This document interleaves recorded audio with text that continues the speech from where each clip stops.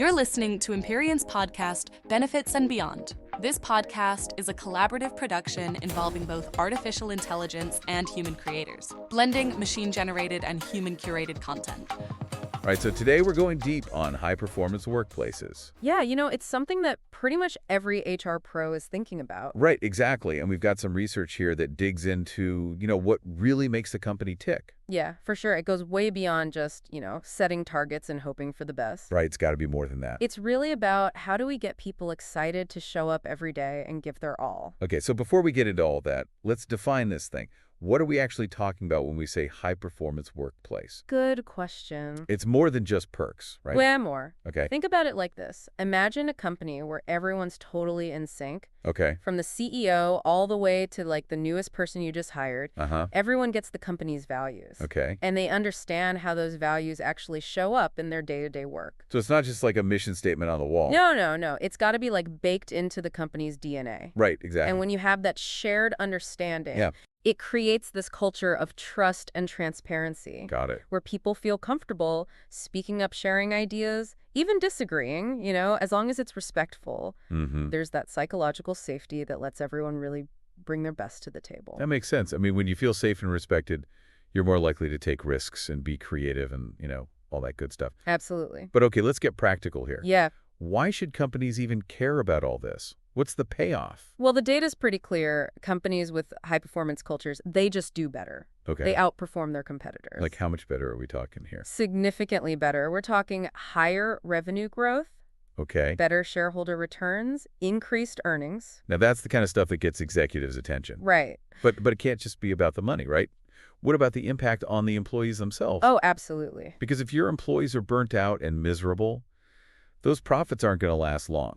Exactly. And this is where things get really interesting. High-performance workplaces see much higher employee retention rates. Okay, that makes sense. People feel valued and fulfilled. Yeah. They're not constantly looking for the exit door. I mean, that alone would save HR so much time and hassle. Right. No more constantly scrambling to fill positions and onboard new people. Huge headache gone. Right. And it's not just about staying at the company. It's also about being more engaged. Yeah. Employees in these environments is more enthusiastic. They're more motivated. They're willing to go the extra mile. Which, of course, leads to better productivity and results for the company. Exactly. It's a win-win. It's like a virtuous cycle, right? Happy, engaged employees make the company more successful, which then makes it an even better place for employees to thrive. It feeds on itself. Okay, but how do we actually get there? It's easy to talk about all these amazing benefits. Right. But what are the actual steps that HR professionals can take to, cultivate this high-performance haven? That's the real question, isn't it? One really powerful approach is to focus on 4 key strategies. Okay. Establishing strong cultural values, building a sense of connection and belonging, fostering transparent and unifying communication, and prioritizing individual growth and development. Okay, that's a lot to unpack there. Yeah, we got a lot to cover. So let's break it down one by one. Sounds good. Starting with cultural values. Okay. How do we make sure those company values are more than just words on a website? It all starts with clarity. Okay. Leaders need to articulate those values in a way that's meaningful and relatable to employees at every level. Yeah. And then it's about walking the walk. Okay. Every decision, every interaction, every process should reflect those core values. So it's about embedding those values into the very DNA of the company. Exactly. It can't just be lip service. No way. Actions speak louder than words. 100%. Right. And when employees see that those values are genuinely driving the company's behavior, that's what builds trust and that sense of shared purpose. You got it. It makes people feel like they're part of something bigger than themselves. Absolutely. Something they can believe in. Right. And that feeling of connection is absolutely crucial. Okay, so that brings us to our next strategy. Yes. Building a sense of belonging. Exactly. So how do we move beyond the typical team building exercises and create a workplace where people actually feel like they belong? It's all about fostering an environment where everyone feels respected and valued for who they are, regardless of their background, beliefs, experiences. Yeah. That means promoting diversity and inclusion at every single level. So diversity and inclusion aren't just trendy buzzwords. No. They're like essential ingredients in this high-performance recipe. They're fundamental. I like that. When people feel like they can bring their whole selves to work, they're more likely to be engaged and contribute their best. It just makes sense. Different perspectives and experiences lead to better ideas and solutions. For sure. And when people feel like they're part of a supportive community, they're less likely to experience burnout. Yeah, that's huge. And they're more likely to be resilient in the face of challenges. So we got our strong foundation of values. We're actively building a sense of belonging. What's next? Communication. Okay. And I'm talking about transparent and unifying communication that keeps everyone on the same page. Right. Feeling connected to the big picture. Okay. Communication is key in any relationship. And the employer relationship is no different.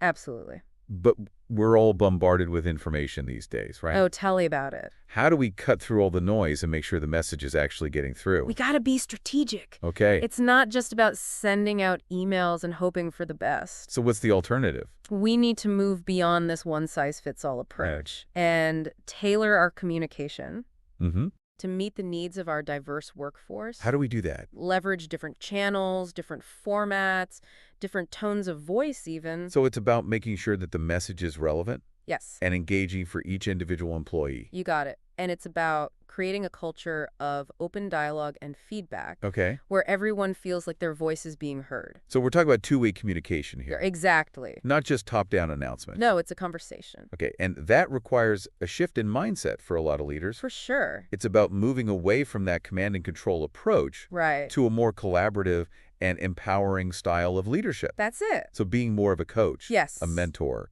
a cheerleader rather than a dictator. Well said. Okay, so we've talked about values, belonging, communication. What's the final piece of this high-performance puzzle? Individual growth and development. Okay. A high-performance workplace is one where employees are constantly learning, growing, expanding their skill sets. So it's about investing in our people. Yes. Providing them with the resources and opportunities they need to reach their full potential. Exactly. And that means giving them access to training programs. Okay. Coaching mentorship opportunities, even job rotations. Okay. To broaden their experience and expose them to different parts of the company. So it's about creating this culture of continuous learning and development. Yes. Where everyone feels empowered to take ownership of their careers and pursue their passions. That's the goal. All right, so let's talk about how to actually put all of this into practice. Yeah, let's get tactical. We touched on communication earlier. Where do we even begin with that? I mean, especially these days, everyone's inbox is overflowing and attention spans are Yeah, it's tough, right? The old ways just don't work anymore. Right. Like sending out these generic emails and expecting people to read them, please. Yeah, nobody's got time for that. We need to think differently. Okay, so what's the solution? Like carrier pigeons, smoke signals. Haha, not quite.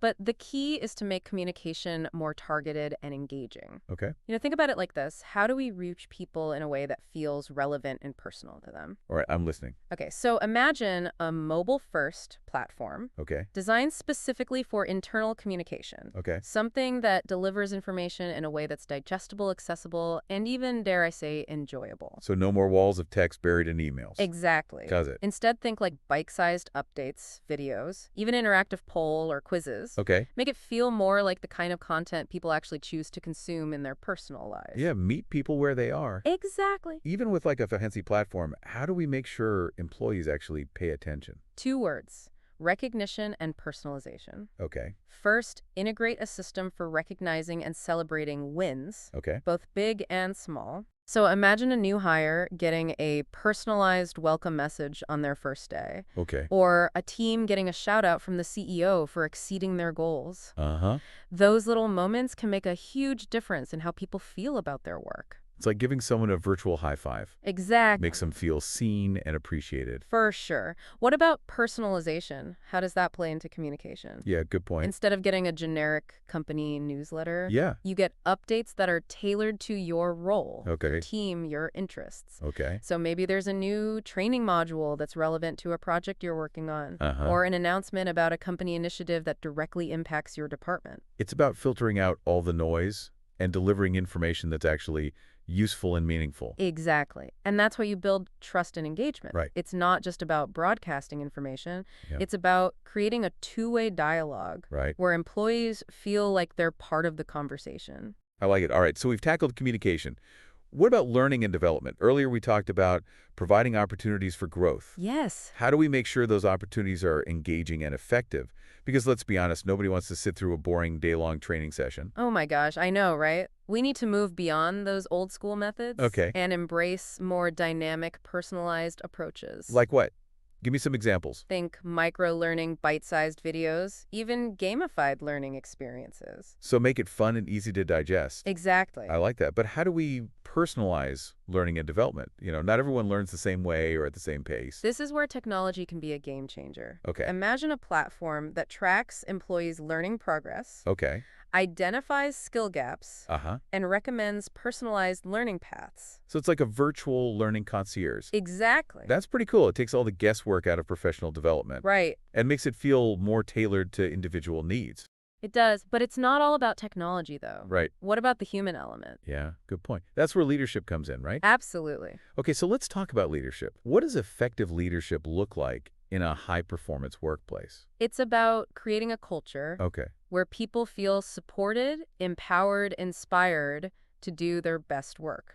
That sounds great in theory, but how does that translate into actual behavior? Like, what are the specific things leaders can do to foster this kind of environment? It starts with clear communication. Okay. Leaders need to articulate a compelling vision for the future Uh-huh. and make sure everyone understands how their individual roles contribute to that bigger picture. So paint a picture of where we're going and why it matters. Exactly. But it can't just be about words. Right. People need to feel like their contributions are valued. Okay. So effective leaders are really good at recognition and appreciation. Got it. They make a point to celebrate successes, big and small, Yeah. and they make sure people know how much they're valued. It's about giving credit where credit is due. Exactly. And it's not just about praising people when they do things, right? Right. It's also about providing support and guidance when they stumble. Okay.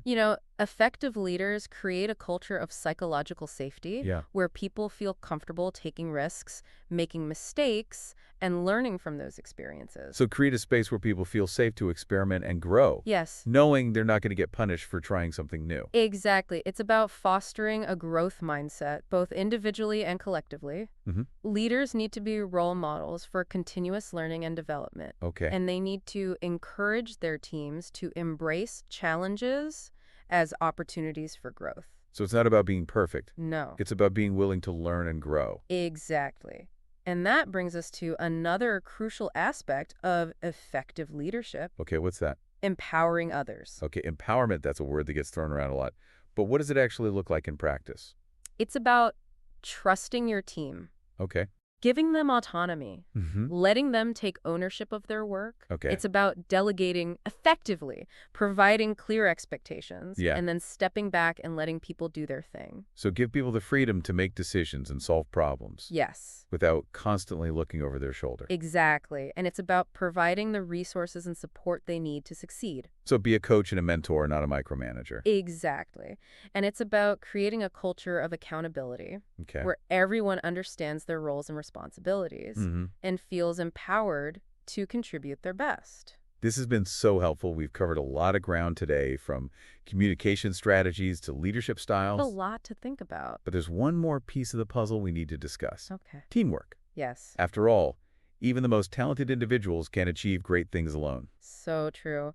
In today's increasingly complex and interconnected world, teamwork is more essential than ever. But building effective teams isn't always easy, especially with remote work becoming more and more common. Right. How do we foster that sense of collaboration and camaraderie when people are scattered across different locations and time zones? That's what I want to explore when we come back. Okay, so let's talk teamwork. We were just saying how tricky it can be to build strong teams when everybody's working remotely. Yeah, it's a real challenge. How do you bridge that distance and create those connections? Right, exactly. So how do we make it happen? Give us some real-world tips. Well, there's no easy answer. It's not a one-size-fits-all thing. Sure. But one thing's for sure, we can't just have a Zoom meeting every now and then and call it a day. Right, it's got to be more intentional than that. We need to be way more deliberate about building those relationships. Okay, so what does that look like practically? Well, for starters, create more opportunities for informal interaction. Okay. Like virtual coffee breaks, online team building activities, even just 5 minutes at the start of a meeting to chat. So build in those water cooler moments. Exactly. Even if there's no actual water cooler. Right.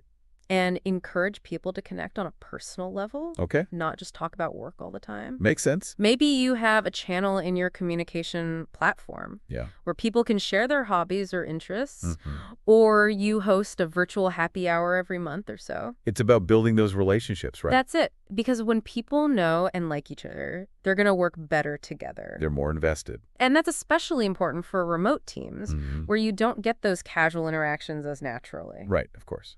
Okay. But it can't all be fun and games, right? We also need to make sure teams have the right tools and processes to get work done. 100%. We need project management tools, shared workspaces, video conferencing platforms that actually work, Right, the basics. And we need clear communication protocols and workflows. So everybody knows who's doing what, Yes. how to communicate, and how to Yes. keep track of everything. Exactly. Clear expectations and a structure that supports collaboration. But at the end of the day, teamwork is about people, right? It always comes back to people. And that's where leadership comes in. Absolutely. Leaders set the tone for the whole team. So how can leaders build that culture of collaboration? Well, they have to model that behavior themselves. Okay, lead by example. Encourage open communication and celebrate team successes. Okay. And be ready to step in when there are conflicts or challenges. Right, before things get out of hand. Exactly. You got to create that safe space where people feel comfortable sharing ideas, Yeah. disagreeing respectfully, working together to find solutions. So it's about psychological safety again. Absolutely. And it's about recognizing and rewarding collaborative behavior. Okay. Make it clear that you value teamwork Mm-hmm. and that individual contributions are important, Yeah. but they're recognized within the context of the team's success. So it's not about competition. No, it's about shared purpose. Right, working toward a common goal. And that's what drives high performance. When people feel connected to each other, to their work, to the company's mission, that's when you see amazing results. I love that. It's about creating a workplace where people feel inspired, Yeah, empowered, supported to do their best work together. that's it.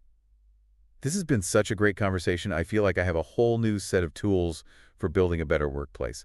Thank you so much for sharing your expertise. That's been my pleasure. And to everyone listening out there, we hope you found this deep dive valuable. Remember, building a high-performance workplace. It's a journey. It's not a destination. It's ongoing. So keep experimenting, keep learning, keep striving to create that environment where your employees can really thrive. Well, on that note, we're going to wrap things up. Thanks for joining us for this deep dive, and we'll catch you next time. Thanks for joining us today. If you enjoyed this episode, please subscribe and follow us on LinkedIn. We'll be back with more great content in our next episode.